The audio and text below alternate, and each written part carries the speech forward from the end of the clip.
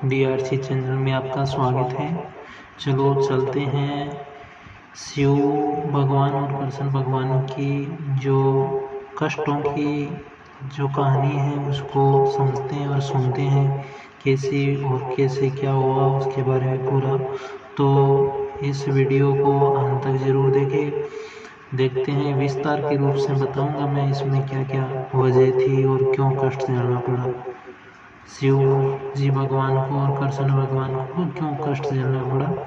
इसी प्रकार से मैं पूरी प्रक्रिया आपको बताऊंगा। तो चलिए दोस्तों देखते हैं क्यों झेलने पड़े शिव और कृष्ण को कष्ट। अवतार पुरुष जैसे शिव और कृष्ण भी कष्टों से गुजरते हैं, लेकिन कष्ट हमारे प्रबंध की वजह से आते हैं। तो फिर इन्हें कष्ट क्यों झेलने पड़े, क्यों वे मुक्त नहीं थे। तो देखते हैं शिव हो या कृष्ण या फिर ऐसा महिषा, सबको अपने जीवन में कुछ ऐसे हालातों का सामना करना पड़ा जिससे एक आम आदमी बचना चाहता है। तो फिर क्या वह ईश्वर नहीं थे या फिर उनमें हालात को बदलने की काबिलियत नहीं थी। तो प्रश्न अभी यह है, एक आम इंसान एक निश्चित मात्रा में प्रबंध लेकर पैदा होता है, मगर कृष्ण और शिव या आपके बारे में क्या कहा जा सकता है। क्या आप लोगों के सारे प्रबंध नष्ट नहीं हो गए हैं। इन लोगों के जीवन वर्णन से तो पता चलता है कि एक भगवान को भी अपने जीवन में बहुत सी मुश्किलों का सामना करना पड़ता है। आपके जीवन में भी कुछ ऐसा ही लगता है। सद्गुरु शिव को कभी किसी मुसीबत से नहीं गुजरना पड़ा। ऐसे कुछ हालात जरूर पैदा हुए, जैसे कि जब उन्होंने अपनी प्रक्रिया पत्नी सती को खो दिया, तब वह कुछ समय तक गहरे दुख में रहे, मगर कुछ समय बाद वह फिर से ठीक हो गए। और हर किसी के साथ ऐसा ही होता है। अपने किसी बहुत प्रिय इंसान को खोने के बाद भी कुछ समय तक दुख में रहने के बाद आप जीवन में आगे बढ़ जाते हैं। इन्हें भी इसी स्थिति का सामना करना पड़ा। इसमें कोई बड़ी बात नहीं थी। कृष्ण को भी कई स्थितियों से गुजरना पड़ा और मेरे जीवन में भी ऐसा ही हुआ। स्थितियां आती है मगर कोई पीड़ा नहीं होती। चाहे जो भी हो जाए उससे आप टूटते नहीं हैं, कमजोर नहीं पड़ते। अब सवाल यह है कि ऐसी स्थिति कृष्ण शिव ईश्वर सही या मेरे सामने भी क्यों आती है। एक बार जब आप दुनिया में जीवन जीने का चयन कर लेते हैं तो यह दुनिया के नियमों के वश में हो जाते हैं। मैं मानव निर्मित नियमों की बात नहीं कर रहा हूँ, मगर एक बार जब आप एक भौतिक शरीर अपनाने और दुनिया में एक भूमिका निभाने का फैसला कर लेते हैं तो आप भी उन नियमों के अधीन हो जाते हैं जो भौतिक अत्यंत और निरंतर करते हैं। कुछ लोग उसकी पूजा करते थे, मगर लोगों ने बार बार गवाला कहकर उनका मजाक उड़ाया। प्यार से नहीं बल्कि नीचा दिखाने के लिए उन्हें गोपाल कहा। इसलिए कृष्ण ने धर्म की बात की, गौतम बुद्ध ने धर्म की बात की और हम मूलभूत यौगिक सिद्धांतों की बात कर रहे हैं, क्योंकि यह सिद्धांत धर्म जीवन के भौतिक आयामों को रास्ता दिखाते हैं। यहाँ भौतिक का मार्गदर्शन करते हैं। ईश्वर वहाँ ऊपर बैठकर सारा प्रबंध नहीं कर रहा। सारा खेल कुछ नियमों और एक निश्चित प्रणाली के मुताबिक प्रचलित हो रहा है। एक बार जब आप भौतिक आयाम में प्रवेश करने का मन बना लेते हैं तो ऐसे है भौतिकता के नियम आप पर भी लागू होते हैं, चाहे आप कोई भी हो। आप कृष्ण हो या शिव हो, सतगुरु हो, अगर आप जहर पियोगे तो आपकी मृत्यु हो जाएगी। हो सकता है कि आपके अंदर बहुत ज़रूरत होने पर किसी ने किसी तरह कुछ स्थितियों से परे जाने की क्षमता हो सकता है कि आपकी मौत न हो, मगर फिर भी आपको कीमत तो चुकानी ही पड़ेगी, उससे आप बच नहीं सकते। अगर आप छत से नीचे गिरेंगे तो कुछ न कुछ टूटेगा ही, चाहे आप जो भी हो, क्योंकि आपने भौतिक में रहने का फैसला किया है। अगर आप ऐसी स्थिति में होना चाहते हैं जहां कहीं से गिरकर भी आपको कुछ न हो, तो आपको शरीरहीन होना पड़ेगा। जब आप शरीर छोड़ देते हैं तो भौतिक नियम आप पर लागू नहीं होते, मगर जब तक आपके पास एक भौतिक शरीर है, आप भौतिकता के नियमों के अधीन होते हैं। दूसरे आयामों पर भी यही बात लागू होती है। जब आप भौतिक या अभौतिक जीवन से अब जाते हैं, तभी मुक्ति की चाह पैदा होती है। जब आप भौतिक दुनिया में होते हैं तो इस भौतिक दुनिया के कुछ मूर्ख आपको दोष दिखाते हैं। जब आप शरीरहीन दुनिया में होते हैं तो कुछ शरीरहीन मूर्ख आपको दोष दिखाते हैं। जब आप दिव्य दुनिया में होते हैं तो कुछ दिव्य मूर्ख आपको तंग करते हैं। इन चीज़ों को देखते हुए बुद्धिमान लोग मुक्ति चाहते हैं। आप ऐसी स्थिति में होना चाहते हैं जहां कोई भी चीज़ आपके ऊपर दोष न जमा सके। किसी भी चीज़ के अधीन न होने के लिए आपको ऐसी स्थिति में आना होगा जहां यह तो आप कुछ नहीं हो या सब कुछ बन जाए। ऐसे आप दोनों तरह से देख सकते हैं। आपको सब कुछ असीम हो जाना होगा ताकि कोई भी आपको अधीन न कर सके। लेकिन भले ही आप अपने अंदर असीम हो, एक बार जब आप इस शरीर में रहना तय कर लेते हैं तो भौतिक नियम आपके ऊपर लागू होते हैं।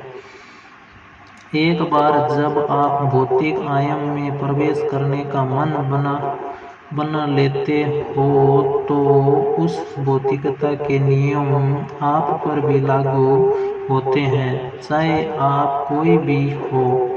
आप कृष्ण हो, शिव हो या सतगुरु हो, अगर आप जहर पिएंगे तो आपकी मृत्यु हो जाएगी।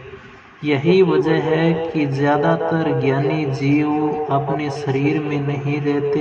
एक बार जब उन्हें पैर जाने की कुंजी मिल जाती है तो उन्हें शरीर से चिपके रहने और भौतिक के अधीन रहने में कोई समझदारी नहीं लगती।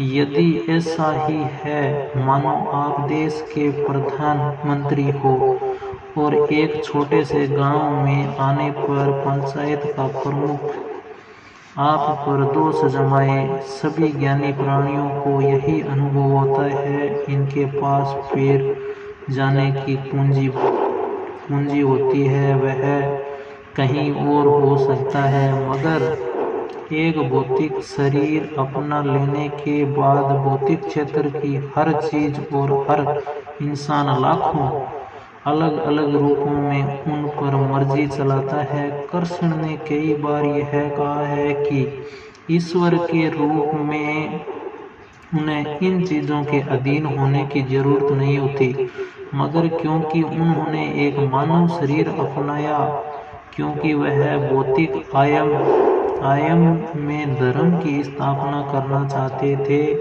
इसलिए उन्हें भौतिक नियमों के अधीन होना पड़ा और कुछ लोग उनकी पूजा करते थे, मगर लोगों ने बार बार गवाला कहकर उनका मजाक उड़ाया। प्यार से नहीं बल्कि नीचा दिखाने के लिए उन्हें गोपाल कहा। उन्हें यह सब सहन करने की जरूरत नहीं होती, मगर क्योंकि उन्होंने धर्म की स्थापना को बिड़ाहा उठाया था, इसलिए उन्हें करना पड़ा।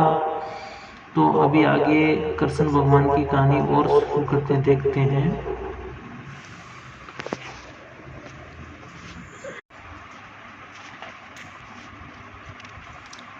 तो अभी देखते हैं क्रोधी श्याम और कृष्ण भगवान भाग नंबर 4।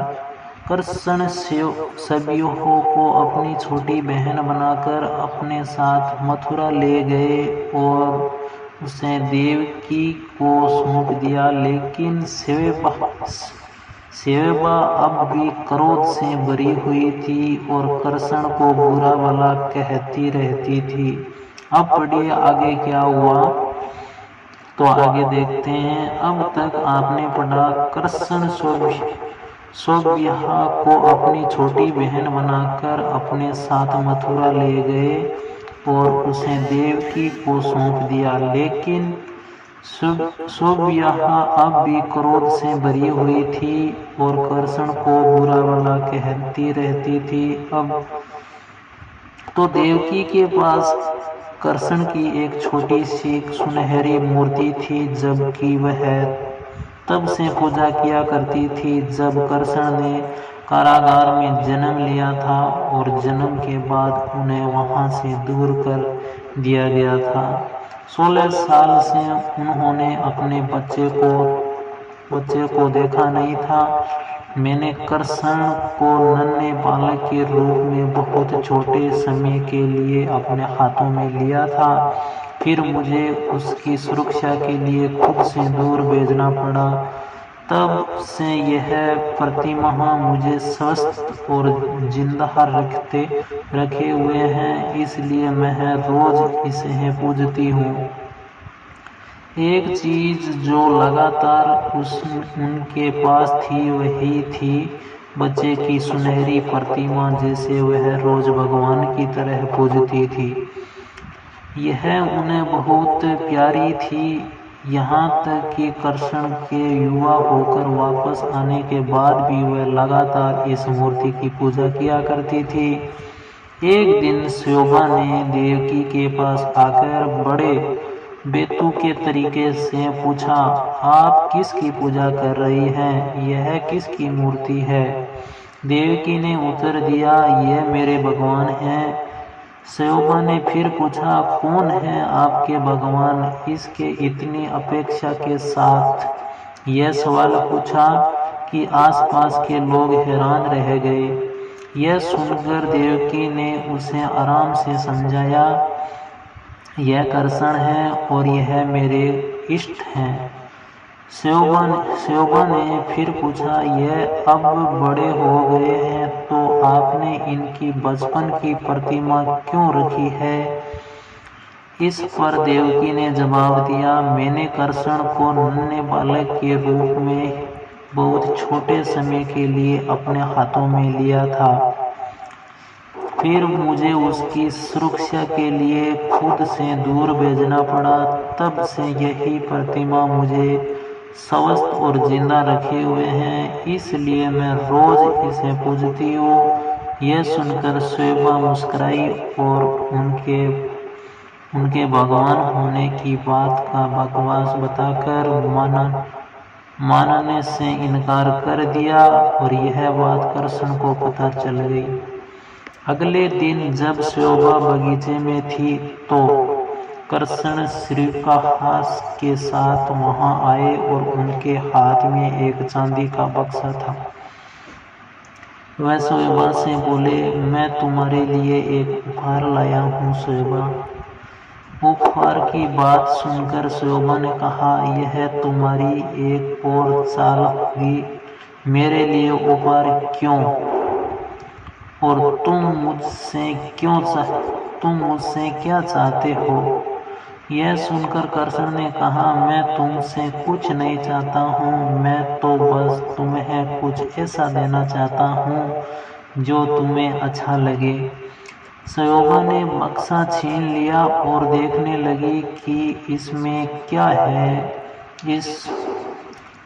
इसमें उसे वाटरपूर्ण और वेकूफ श्री गल्हा वासुदेव की छोटी सी सुनहरी मूर्ति निकली, जिससे वह अपना ईश्वर मानती थी। कृष्ण बोले, इससे कोई फर्क नहीं पड़ता कि वह कौन थे।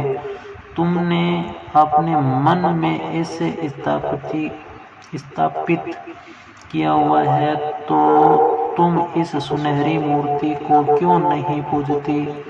शायद यही तुम्हारे मन में नफरत की बजाय शांति और प्रेम भर दे। यह सुनकर साहिबा भड़क गई और बोली, यह तुम्हारी चाल है, तुम हत्यारे हो, तुमने मेरे इष्ट को मारा है और अब मुझे यह खिलौना देकर कह रहे हो कि मुझे इसकी उपासना करनी चाहिए। क्या तुम यह सब इसलिए कर रहे हो कि मैं तुम्हें माफ कर दूं? मैं तुम्हें कभी माफ नहीं करूंगी। यह सुनकर कृष्ण ने कहा, ठीक है, तुम मुझे माफ करने की कोई जरूरत नहीं है। मैं तुमसे माफी देने के लिए कह भी नहीं रहा हूँ। मैंने अपना धर्म निभाया है, तुम अपना धर्म निभाओ। तुम उस व्यक्ति से प्रेम करती थी और उस इष्ट मानती थी, तो तुम उनकी पूजा क्यों नहीं करती? इसने फौरन वही मूर्ति झपट ली और अपनी आंखों से लगाती हुई बोली, हाँ, मैं इसकी पूजा जरूर करूंगी, ताकि यह रोज मुझे याद दिलाए कि तुम हत्यारे हो और मैं तुम्हें कभी भी माफ नहीं करूंगा। कृष्ण बोले, कोई बात नहीं है, बस तुम उसकी उपासना करो। फिर कृष्ण ने उसे दूसरा संदूक देते हुए कहा, मैं तुम्हारे लिए और एक उपहार लाया हूँ। मैं तुम्हारे लिए कुछ वस्तु और गहने लाया हूँ, ताकि जब तुम उसकी मूर्ति मुक्त करो तो तुम सलीके के कपड़े पहनकर करो। आखिर तुम अपने आराध्य के पास जा रही हो। सोयबा ने वह वस्तु और गहने लिए और कृष्ण के मुंह पर फेंक दिए। कृष्ण ने उन्हें जमीन से उठा लिया और यह सब देखकर सोयबा गुस्से से भर गई और सोयबा से बोली, गुस्ताख लड़की, बस बहुत हो गया। वह तेरे साथ अच्छा व्यवहार कर रहे हैं, इसलिए तू हद से बाहर जा रही है। तेरी हिम्मत कैसे हुई यह चीज उनके मुंह पर फेंकने की? कृष्ण तुरंत बोले, त्रिका, तुम्हें क्या हुआ है? यह मेरे और इसके बीच की बात है। त्रिका कहने लगी, अगर मैं कृष्ण होती तो मैं आज तुम्हें सबक सिखाती। उसकी बात सुनकर कृष्ण ने कहा, अगर तुम कृष्ण होती तो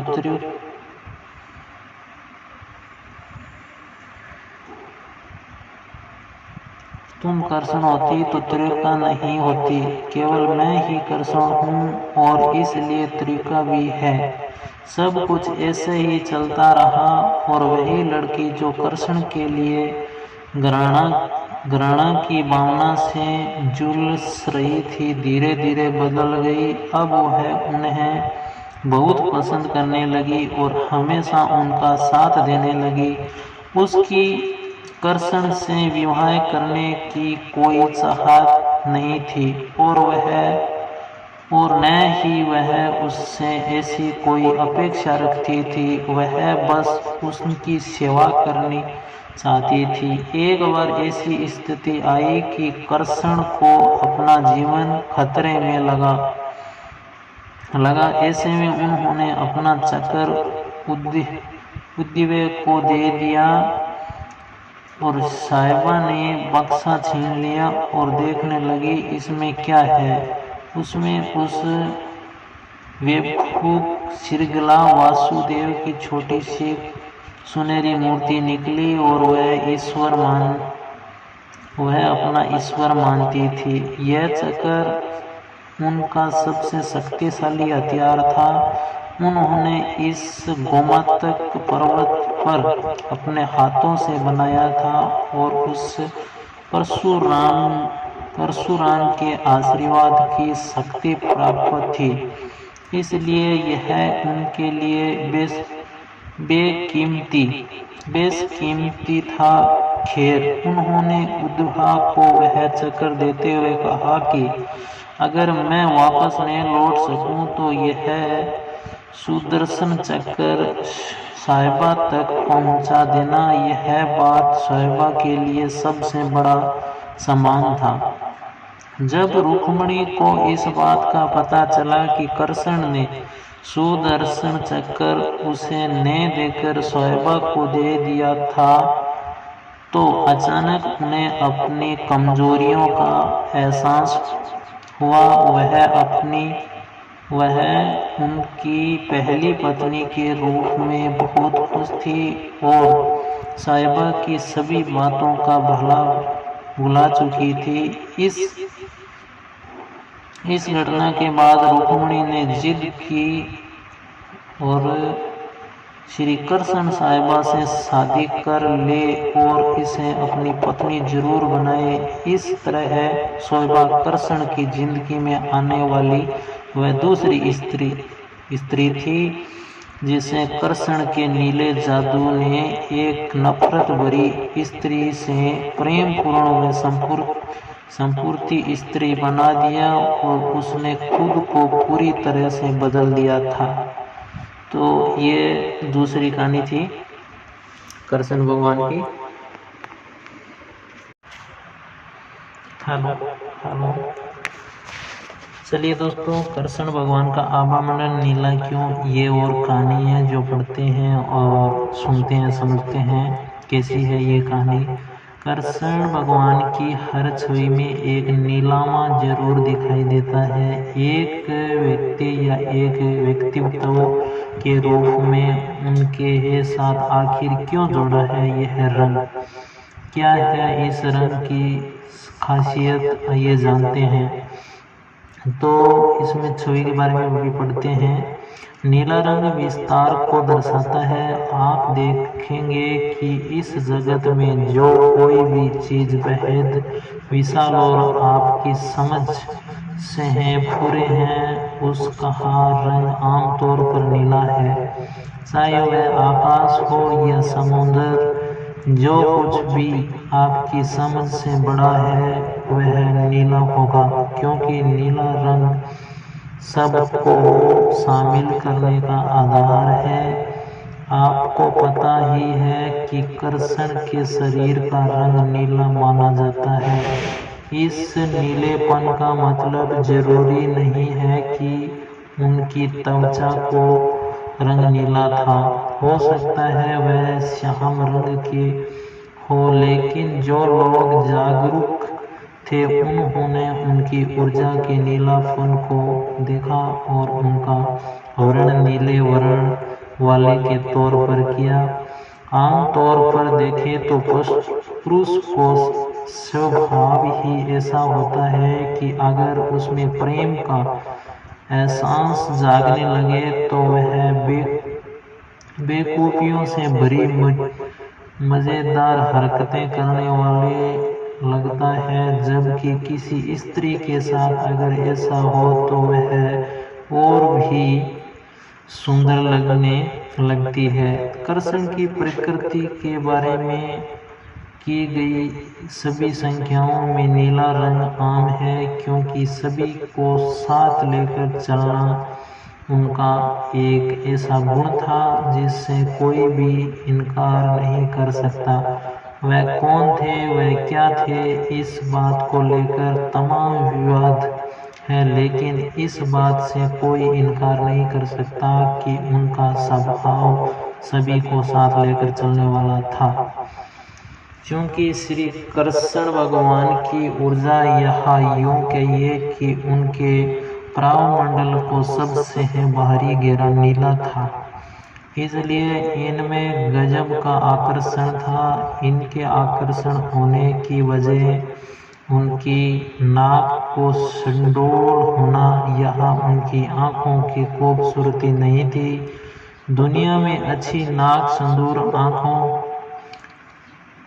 सुंदर आंखों वाले और खूबसूरत कद काटी के कितने ही लोग हैं, लेकिन इन सभी में इतना आकर्षण नहीं होता। यह किसी व्यक्ति विशेष के ब्रह्मंडल की नीलिमा है, जहां अचानक उसे जबरदस्त तरीके से आकर्षण बना देती है। लोग कहते हैं कि कृष्ण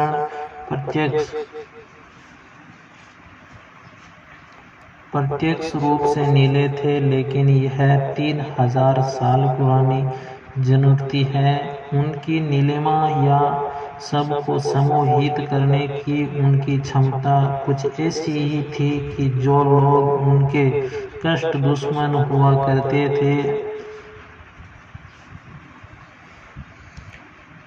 करते थे अनजाने में ही सही, लेकिन वो भी उनके सामने हार मान लेते थे।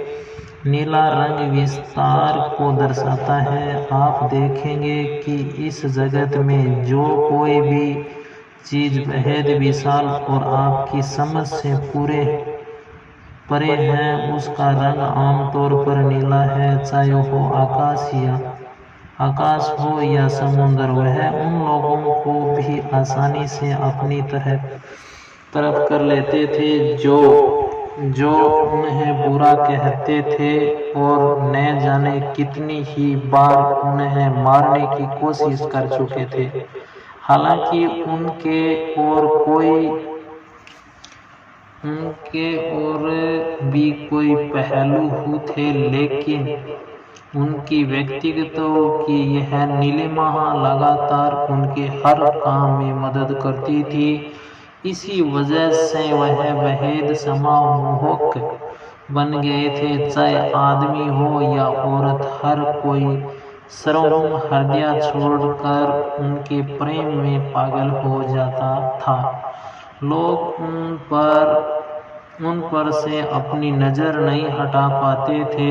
महिलाएं तो एक कदम और आगे थी। पुरुषों के साथ यह दुर्भाग्य रहा कि वह अपने प्रेम को आसानी से व्यक्त नहीं कर पाते। केवल एक शब्द कहने में ही आदमी की सारी उम्र निकल जाती है, लेकिन कृष्ण भगवान ऐसे नहीं थे। वह पूरी आज़ादी ही से खुद को व्यक्त करते थे। वैसे मुझे भी ऐसा करने में कोई समस्या नहीं होती।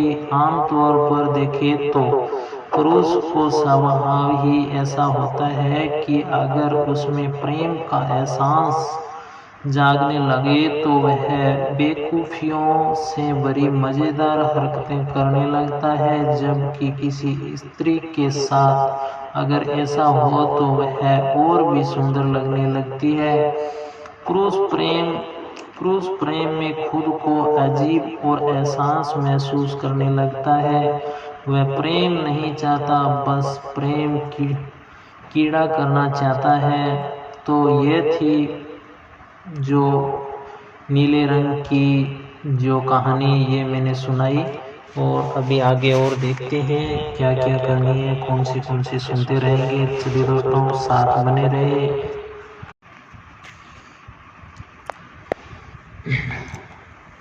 देखिए, चलिए दोस्तों, कृष्ण भगवान को समझे बिना गीता नहीं समझ सकते। तो कृष्ण भगवान को पहले समझना पड़ेगा, उसके बाद में उनकी कथा समझ में आएगी। तो देखते हैं, आगे बढ़ते हैं और मैं समझाता हूँ जैसे इसके अंदर बताया गया है, उसी हिसाब से आप भी सुन लीजिए। तो गीता की व्याख्या अलग अलग विद्वानों ने अलग अलग तरह से की है और पाठक अपने हिसाब से उसका अर्थ निकाल लेते हैं, जो गलत है नहीं बल्कि खतरनाक भी हो सकता है। तो फिर कैसे समझे गीता का सही अर्थ? तो देखते हैं, गीता की व्याख्या अलग अलग विद्वानों ने अलग अलग तरह की है और पाठक अपने हिसाब से उसका अर्थ निकाल लेते हैं, जो गलत ही नहीं बल्कि खतरनाक भी हो सकता है। तो फिर कैसे समझे गीता का सही अर्थ? तो सौरभ, श्री कृष्ण कहते हैं, तुम एक तरफ तो बुद्धिमानी ही की बात करते हो और दूसरी तरफ उन लोगों के लिए विलाप करते हो, तो उसके योग्य नहीं, उसके योग्य ही नहीं। कोई ऐसा वक्त नहीं था जब तुम में यह लोग नहीं थे। इसका क्या मतलब हुआ सतगुरु जी? अगर इन शब्दों को केवल शब्दों की तरह लिया जाए तो यह बड़े खतरनाक शब्द साबित होंगे। यही वजह है कि गीता पर आने से पहले हमने कृष्ण को व्यक्तिगत को स्पष्ट करने में इतना वक्त लगाया, जिससे कि आप एक हद तक इस बात को अच्छी तरह से समझ पाए कि वह कौन थे और फिर उनकी कहीं गई बातों का गलत अर्थ न निकले।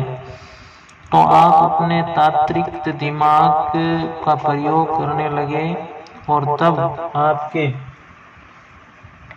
आपके लिए यह आसान हो जाएगा कि आप दूसरों के लिए कष्ट और परेशानियों का ढेर लगा लेंगे और फिर लोगों से कहेंगे, आखिर है क्या? तुमने बुद्धिमानी की बात की है। यह कहकर कृष्ण भगवान यह स्वीकार कर रहे हैं कि अर्जुन की बात बुद्धिमानी से भरी है। तुमने उन लोगों के लिए विलाप किया जो उसके योग्य नहीं है। इस बात का मतलब है कि तुम इस लोगों के लिए विलाप कर रहे हो जो तुम्हारे विलाप के काबिल नहीं है, क्योंकि वह कोई छोटे मोटे संतान नहीं है, वह बहुत बड़े दुष्ट हैं।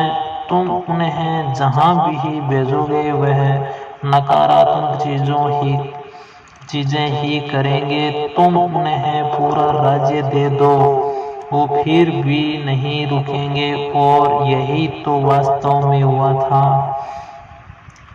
पूरा का पूरा राज्य कौरवों को दे दिया गया था और पांडव राज्य है छोड़कर चले गए थे और जंगलों को साफ किया और अपने लिए नए राज्य की स्थापना की। और लेकिन जब पांडव सुख चैन से रहने लगे तो कौरव चुप नहीं बैठे। पांडवों को उनके नए राज्य से बाहर करने के लिए उन्हें कुछ न कुछ तो करना ही था। तो पांडवों को छल से जंगल भेजा गया, लेकिन वह भी मानो काफी न था। कौरवों ने वह जाकर उनकी खिल्ली उठाई। जब ज्यादा कुछ न बिगाड़ पाए तो उन्होंने पांडवों की हत्या करने की योजना बनाई और बना डाली। इस तरह यह सब चलता ही रहा। तो युद्ध में अर्जुन जिन लोगों को सामना कर रहे थे वह लोग उसे नहीं कर रहे थे। वह लोग ऐसे नहीं थे जो कुछ परिस्थितियों से बांधा होकर गलत काम कर रहे थे। दरअसल वो बहुत ही बड़ी दुरात्मा थे, उन्हें कुछ भी दे दो उन्हें फिर भी गलत काम ही करना था। इसलिए कृष्ण ने कहा, तुम उन लोगों के लिए विलाप कर रहे हो जिनके लिए तुम्हें कोई विलाप नहीं करना चाहिए। तुम जाकर जंगलों में छिप गए थे, फिर भी उन्होंने तुम्हें नहीं छोड़ा। तुम पहाड़ों पर चले गए तो भी उन्होंने तुम्हें नहीं छोड़ा। तो भी हो जाए, कुछ भी हो जाए, वो तुम्हें छोड़ने वाले नहीं हैं। इसलिए तुम्हारे पास बस दो ही विकल्प है, या तो उन्हें मार दो या खुद मर जाओ। अच्छा हो कि तुम उन्हें मार दो, क्योंकि अगर तुम उन्हें मार दोगे तो हो सकता है कि तुम उनके कुछ बेहतर करोगे। संभव है तुम 100% ठीक न करो, लेकिन मुझे यकीन है कि तुम उनसे अच्छा ही करोगे। इसी विश्वास के साथ कृष्ण भगवान कहते हैं, अब आगे बढ़ो। तो ऐसा कोई समय नहीं रहा जब तुम यह राजा इस धरती पर नहीं थे। हम सभी का विश्वास में यही अस्तित्व रहेगा। यहाँ वह जीवन के मौलिक गुणों के बारे में बात कर रहे हैं, जीवन के इंसानी रूप की नहीं। आप जीवन को कष्ट नहीं कर सकते, आप बस उस मनुष्य के जीवन का अंत कर सकते हैं जो इस समय आपके सामने ही खड़े हैं। लेकिन वह जारी रहेगा और तुम भी रहोगे। जो कुछ भी ईश्वरीय है, जो भी इस जगत का आधार है, वही अविनाशी संतत होगा। यह जगत खुद में अविनाशी नहीं है, यह आता और जाता है, लेकिन जो इस जगत का स्रोत है वह अविनाशी है। इस संदर्भ में यह कहते हैं, तुम चिंता मत करो, तुम्हें जो भी करना है वह इस शरीर के साथ ही करना है। अगर कोई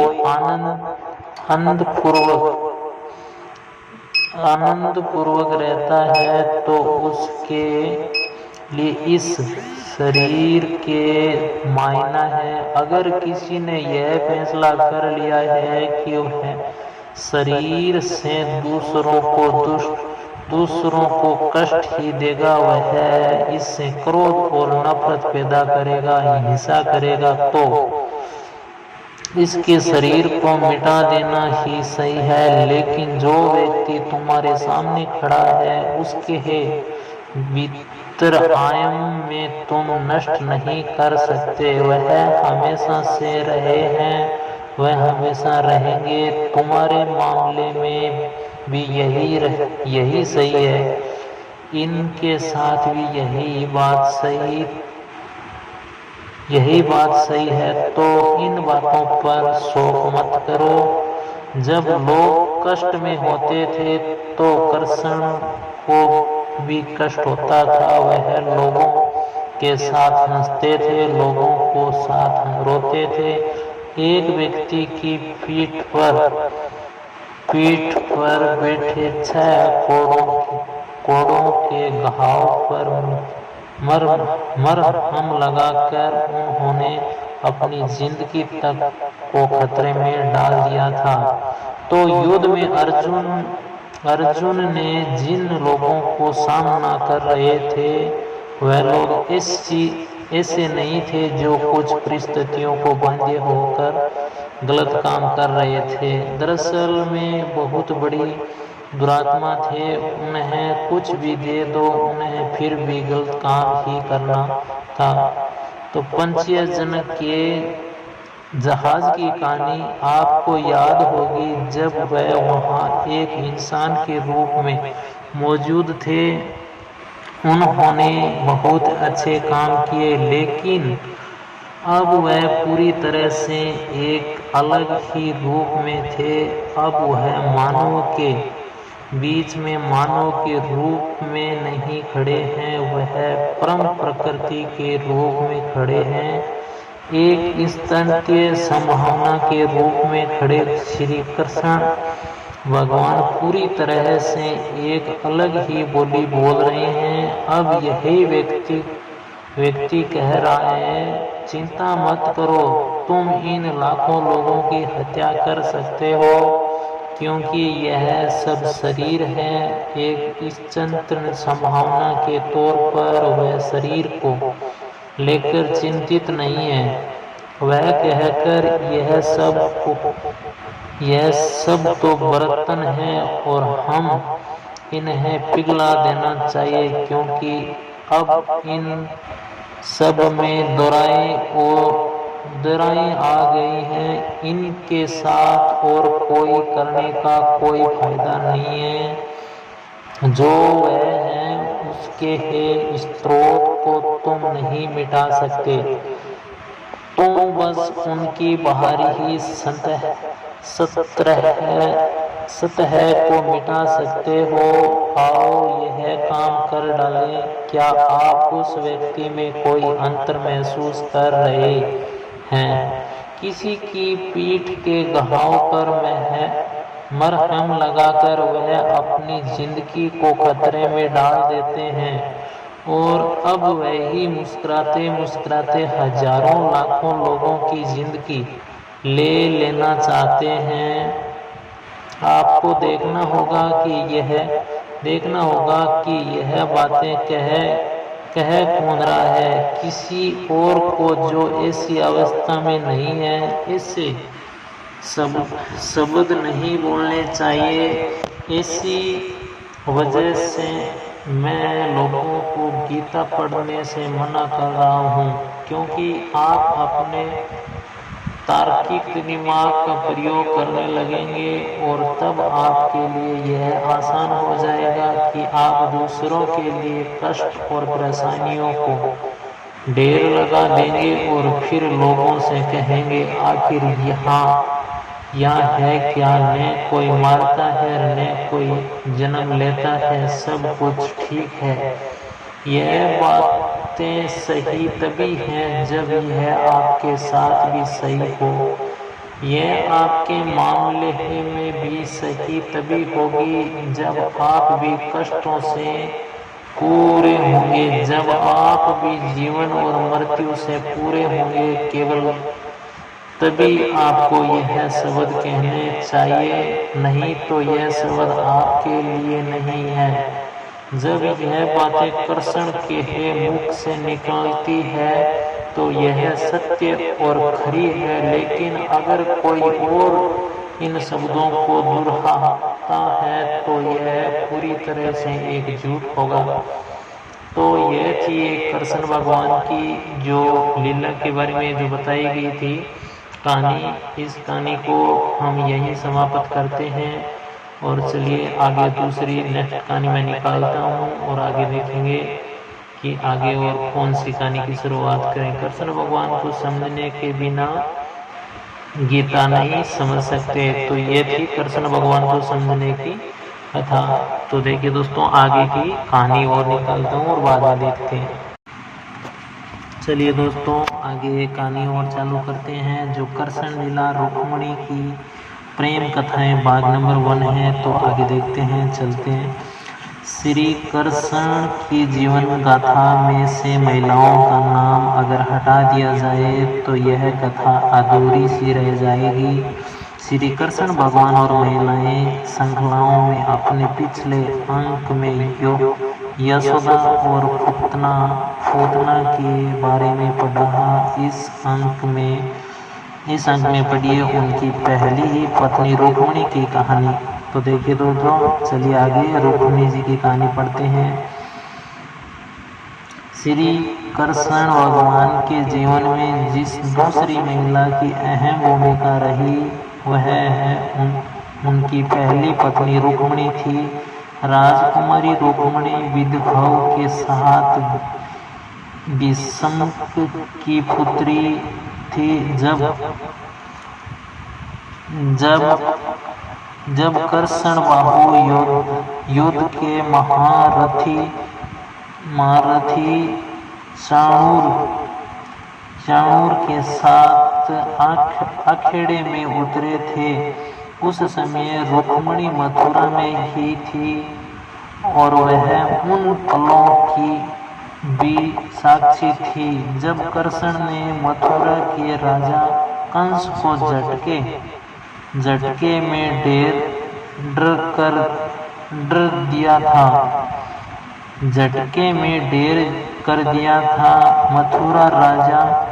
मथुरा राज्य में कंस के अत्याचारी शासन को खत्म करने और समता स्थापित करने की ओर श्री कृष्ण को यह पहला कदम था। 16 वर्ष की उम्र में जब कृष्ण भगवान ने वृंदावन छोड़ा था, उससे पहले ही सारे संसार में उनकी रास लीलाएं की कहानियां मशहूर हो गई थी। जब कृष्ण और बलराम को जरासंध के आगमन को टालने और नगर को जलने से बचाने के लिए मथुरा छोड़ना पड़ रहा था, तो रुक्मिणी के दादा कैसिक ने उन दोनों को आश्रय दिया था। ऐसा उन्होंने इसलिए किया क्योंकि रुक्मिणी ने उन्हें धमकी दी थी कि अगर उन्होंने उन दोनों जरूरतमंदों की मदद नहीं की तो वह उनके सामने ही अपना जान दे देगी। तो देखते हैं लोग कृष्ण भगवान के नृत्य और वृंदावन में होने वाली खूबसूरत घटनाओं का वर्णन लोक गीतों के माध्यम से करते थे और बताते थे कि कैसे और साधारण से गांव के लोग कृष्ण की मौजूदगी में एक साथ इकट्ठा होकर आनंद और स्नेह से सराबोर हो जाते हैं। रुक्मिणी ने बचपन से ही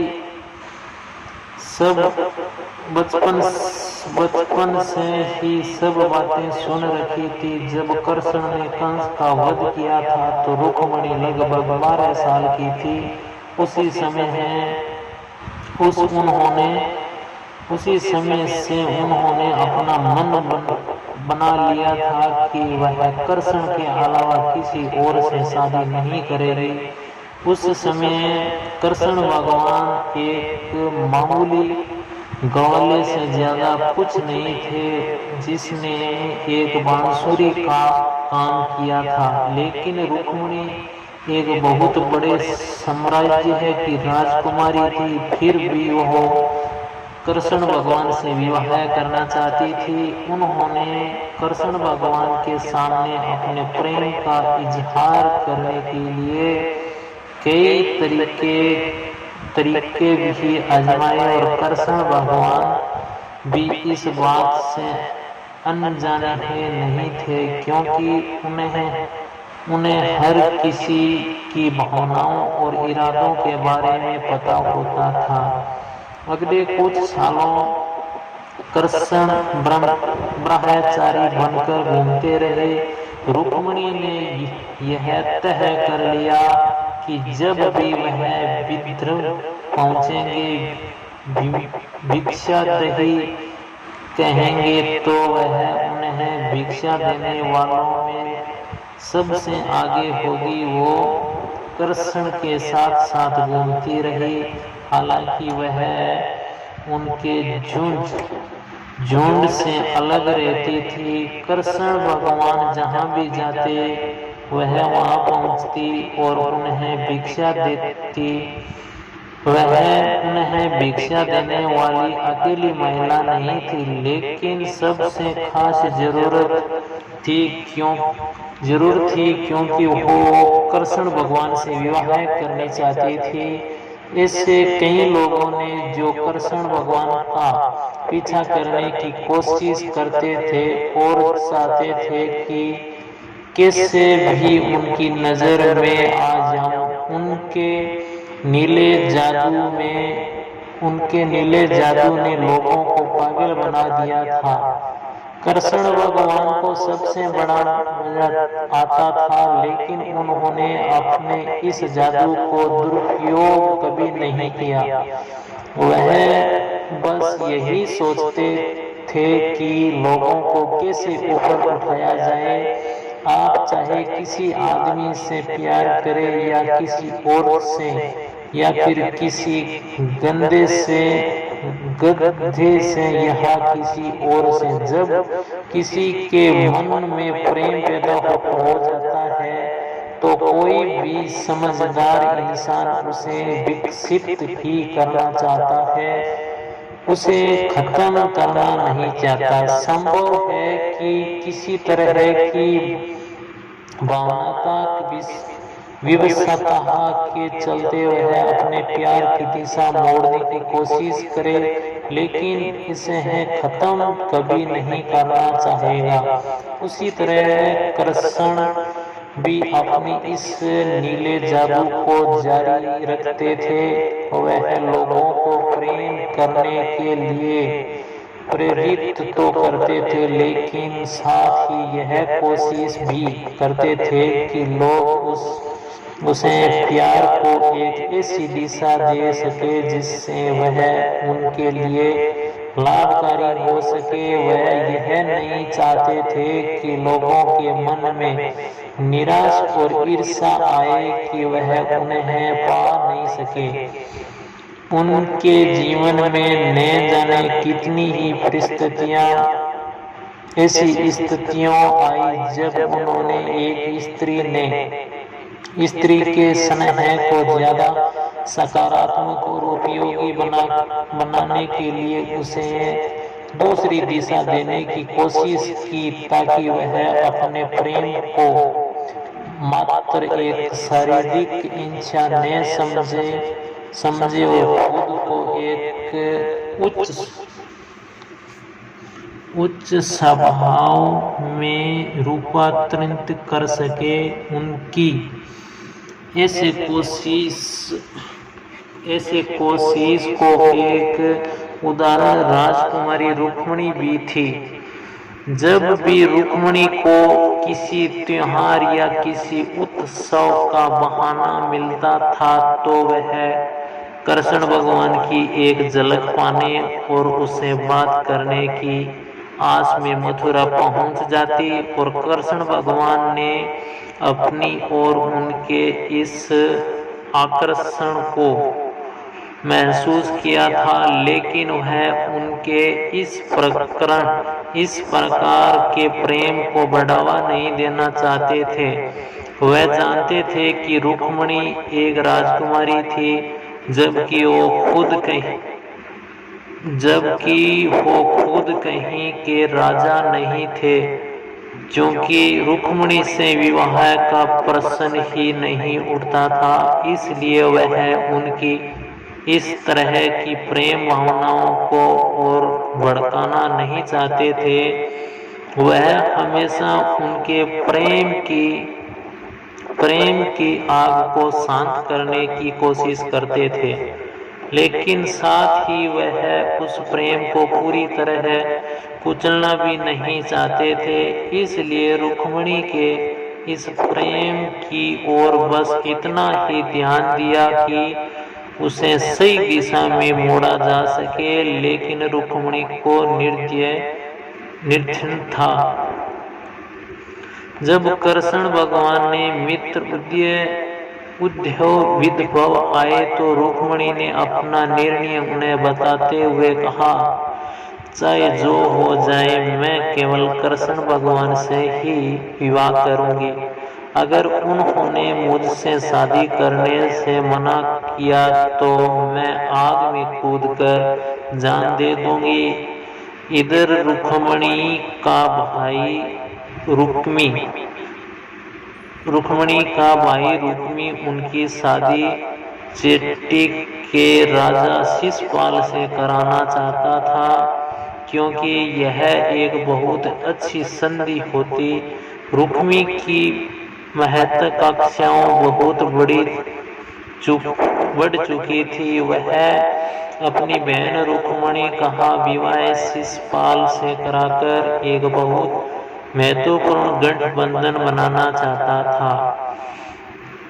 खुद वह राजा जरासंध की पोती से विवाह कराना चाहता था, क्योंकि जरासंध बूढ़ा हो गया था। इसलिए रुक्मी ने अंदाजा लगाया कि अगर जरासंध अपने पूर्वजों की दुनिया में चला जाए तो आसपास के क्षेत्रों में वही सबसे शक्तिशाली व्यक्ति होगा और इस तरह वह इस पूरे साम्राज्य का राजा बन जाएगा और उसकी इस मनसा को पूरा करने में रुक्मिणी एक बहुत खास मोहर साबित हो सकती थी।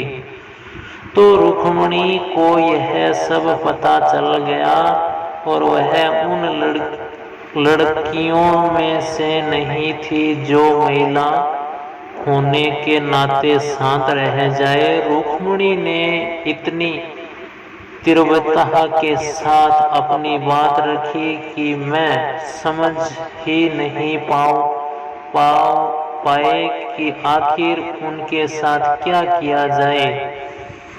तो रुक्मिणी ने यह तय कर लिया कि जब भी वह विदर्भ पहुंचकर भिक्षा देही कहेंगे तो वह उन्हें भिक्षा देने वालों में सबसे आगे होगी। वो कृष्ण भगवान के साथ साथ घूमती रही, हालांकि वह उनके मूड से अलग रहती थी। कृष्ण भगवान जहाँ भी जाते वहाँ पहुँच जाती और उन्हें भिक्षा देती। कई बार उनके भाई ने उन्हें जबरदस्ती झुकाने की सोची, लेकिन वह ऐसा करने की हिम्मत नहीं जुटा पाई, क्योंकि रुक्मिणी बहुत तेज स्वभाव की थी और विदर्भ से लौटकर उद्धव ने कृष्ण भगवान को बताया कि रुक्मिणी केवल आपसे ही विवाह करने की जिद पर अड़ी हुई है और अगर ऐसा नहीं हुआ तो वह खुद को खत्म कर लेगी। उद्धव की यह बात सुनकर कृष्ण भगवान मुस्कुराए और बोले, मैंने न जाने कितनी ही राजकुमारियों को यही कहते सुना है, लेकिन बाद में सब ने किसी और से शादी कर ली और अब वह सब खुशी खुशी जी रही है। ऐसा कहना लड़कियों के लिए आम बात है, लेकिन बाद में वह सभी अपने लिए योग्य वर से शादी करके उनके साथ आराम से रहने लगती है। तो ये कृष्ण भगवान ने बात की। उसके बाद में कृष्ण भगवान की बात सुनकर उद्धव बोले, नहीं वासुदेव, तुम गलत समझ रहे हो। वो बहुत जिद्दी है और अपनी मर्जी की मालकिन है। इस पर कृष्ण भगवान ने पूछा, इतनी संकल्प वाली महिलाएं मुझे जैसे ग्वाल से विवाह क्यों करेगी भला? वह अपने लिए कोई सुंदर सा राजकुमार ढूंढ ले और उससे विवाह कर ले। लेकिन रुक्मिणी ने अपना इरादा नहीं बदला और वह इस पर अड़ी रही। जब कृष्ण भगवान और बलराम को जरासंध के आगमन को टालने और नगर को जलने से बचाने के लिए मथुरा छोड़ना पड़ रहा था, तो रुक्मिणी के दादा केशिक ने उन दोनों को आशीर्वाद दिया था। ऐसा उन्होंने इसलिए किया क्योंकि रुक्मिणी ने उन्हें धमकी दी थी कि अगर उन्होंने इन दोनों जरूरतमंदों की मदद नहीं की तो वह उनके सामने ही अपनी जान दे देगी। ऐसे में केशिक के सामने इन दोनों लड़कों को सहारा देने के अलावा और कोई चारा नहीं बचा था। कुछ समय बाद रुक्मिणी के लिए एक सव्यवर का आयोजन किया गया। सव्यवर का एक ऐसा आयोजन होता था जिसमें राजकुमारी अपना मनपसंद वर चुन सकती थी। हालांकि यह सव्यवर दिखावे के लिए किया गया था, क्योंकि इसमें केवल उन्हीं राजाओं का आमंत्रित किया गया था जहां रुक्मिणी के योग्य ही नहीं थे। सब कुछ पहले से तय था, क्योंकि किसी भी हालत में रुक्मिणी की शादी शिशुपाल से ही होनी थी। ये निश्चित करने के लिए खुद जरासंध भी वहां मौजूद था। जब यह योजना बन रही थी तो रुक्मिणी ने अपने पिता और भाई से झगड़ा करके यह सब रोकने की हर संभव कोशिश की, लेकिन वह दोनों नहीं माने।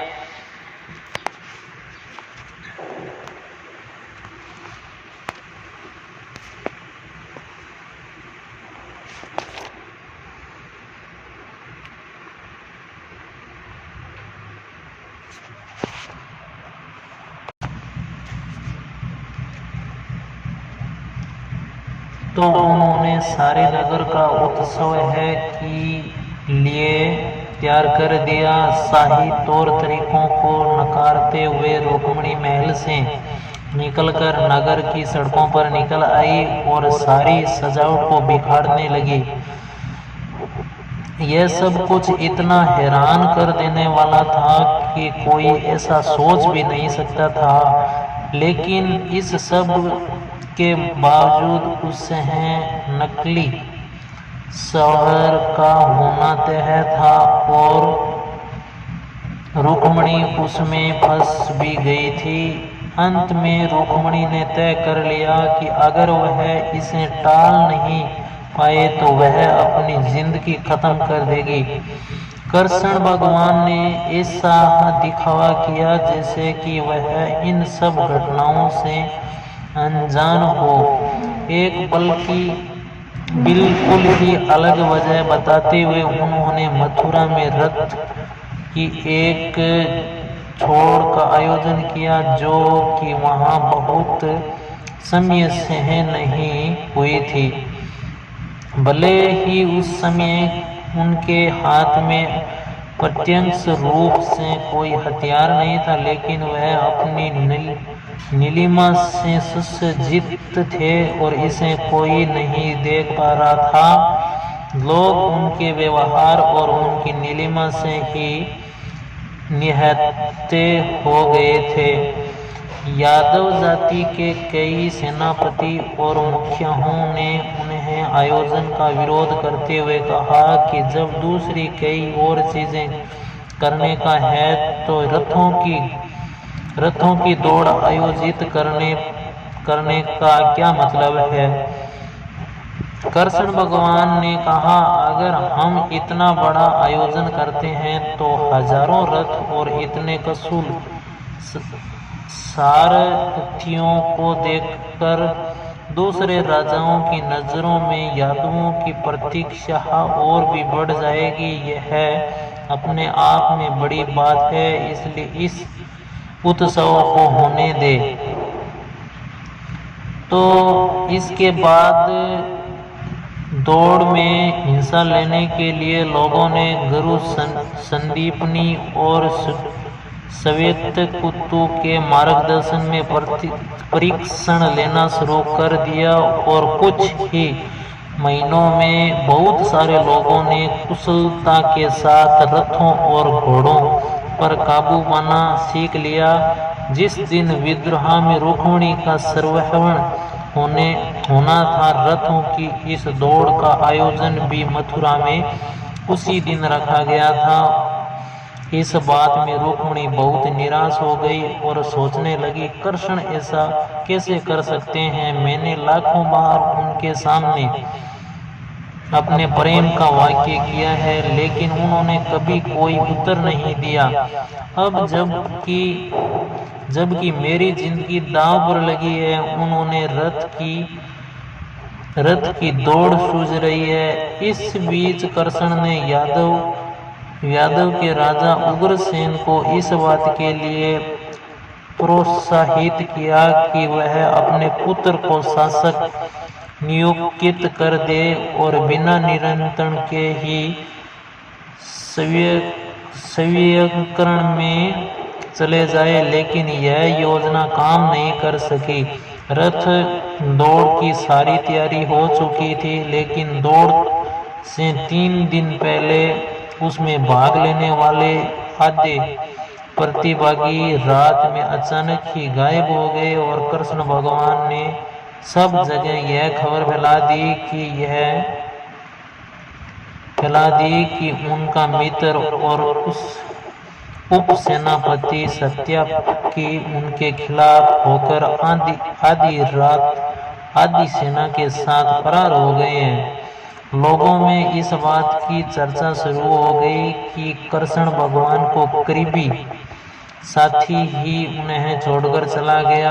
अब क्या होगा? लेकिन पता चला कि रथ दौड़ और स्वीकरण जो एक ही दिन होने थे, उससे पहले वाली रात बाकी बची सेना भी कृष्ण भगवान के साथ मथुरा छोड़कर चली गई।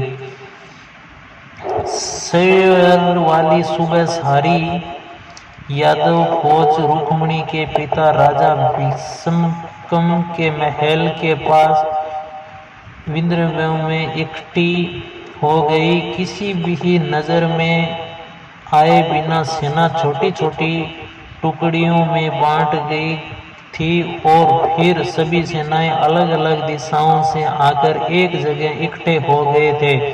अचानक इतनी भीड़ सेना को देखकर जिसका नृत्य कृष्ण कर रहे थे, वहां मौजूद सभी लोग डर गए और लोगों को लगा कि कृष्ण भगवान रुक्मिणी का अपहरण करके ले जाएंगे और उन्हें अपनी पत्नी बना लेंगे। लेकिन कृष्ण भगवान ने ऐसा नहीं किया और अपनी सेना को बाहर छोड़कर वही निहत्य ही नगर की ओर बढ़ने लगे। रुक्मिणी बहुत निराश हो गई और सोचने लगी, कृष्ण भगवान ऐसा कैसे कर सकते हैं? मैंने लाखों बार उनके सामने अपने प्रेम को व्यक्त किया है, लेकिन उन्होंने कभी कोई उत्तर नहीं दिया। अब जबकि मेरी जिंदगी दांव पर लगी है, उन्होंने रथों की दौड़ सूझ रही है, उन्हें इस तरह आता देख तभी लोग हैरान रह गए और सोचने लगे कि यह कैसा बेवकूफ आदमी है जो निहत्य ही चला आ रहा है। लेकिन कृष्ण भगवान तो वहां के राजा और रुक्मिणी के दादा कौशिक के लिए कुछ सुंदर उपहार लेकर आए थे, जिन्होंने कुछ समय पहले उन्हें आशीर्वाद दिया था। भले ही उस समय उनके हाथ में प्रत्यक्ष रूप से कोई हथियार नहीं था, लेकिन वह अपनी नीलिमा से सुसज्जित थे, जिससे कोई नहीं देख पा रहा था। लोग उनके व्यवहार और उनकी नीलिमा से ही नियत हो गए थे। कृष्ण भगवान ने कहा, मैं यहाँ दुल्हन का अपहरण करने नहीं आया हूँ, बल्कि यह बताने आया हूँ कि मैं जो कुछ यहाँ हो रहा है वह अन्याय है। एक लड़की की शादी उसकी मर्जी के खिलाफ की जा रही है। स्वीकरण एक पवित्र परंपरा है जो हजारों सालों से चली आ रही है, लेकिन अब आप उसे अपने फायदे के लिए इस्तेमाल करके इसे अपवित्र कर रहे हैं। आपने इस तरह आयोजित किया है कि लड़की के लिए कोई विकल्प ही नहीं बचता है। मैं यहाँ दुल्हन को लेने नहीं बल्कि इस स्वीकरण को रोकने आया हूँ। आप यह स्वीकरण नहीं कर सकते। इसी बीच उनकी सेना भी पूरी मेसुतंसी के साथ वहां तैनात हो गई और कोई भी उसे समय लड़ाई के लिए तैयार नहीं था। इसलिए वहां मौजूद लोगों ने स्वीकरण रोक दिया और इधर जरासंध भीतर भूसे से उबल रहा था। उससे पहले ही कृष्ण भगवान का हिसाब चुकता करना था। ऐसे में कृष्ण भगवान की वजह से स्वीकरण की निश्चित होने और वापस अपने राज्य लौटने की वजह से हुई बेइज्जती को जरासंध बर्दाश्त नहीं कर पाया और उसने कसम खाई, इस लड़के की वजह से आज मेरी इतनी बेइज्जती हुई है। मैं इस अपमान का बदला इसका खून पीकर लूंगा। तो ये थी कहानी। उसके बाद में जो भी थी वो अभी मैं यहाँ पे ही समाप्त करता हूँ और आगे भी मैं इस प्रकार की हर प्रकार की जो पेंडिंग छोड़ी है ये भी कहानी मैं लेकर के आऊँगा फिर से। तो चलिए दोस्तों, इस कहानी को हम यहीं समाप्त करते हैं। अगर आपको यह है जो कृष्ण भगवान की कृष्ण लीला और जो इनके अंदर मैंने जो कहानी सुनाई है, अगर ये कहानी आपको अच्छी लगे तो लाइक और सब्सक्राइब करना ना भूलें। वीडियो को ज़्यादा से ज़्यादा शेयर करें। धन्यवाद दोस्तों। और कमेंट करके कोई गलती सलती हो तो भी मुझे ज़रूर बताएं। मैं आगे के लिए हो सके मैं फुल सुधार करके वीडियो बनाऊं। धन्यवाद दोस्तों। हर प्रकार की अपडेट को सबसे पहले पाने के लिए चैनल को सब्सक्राइब जरूर करें और हाँ, बेल आइकन प्रेस करना ना भूलें।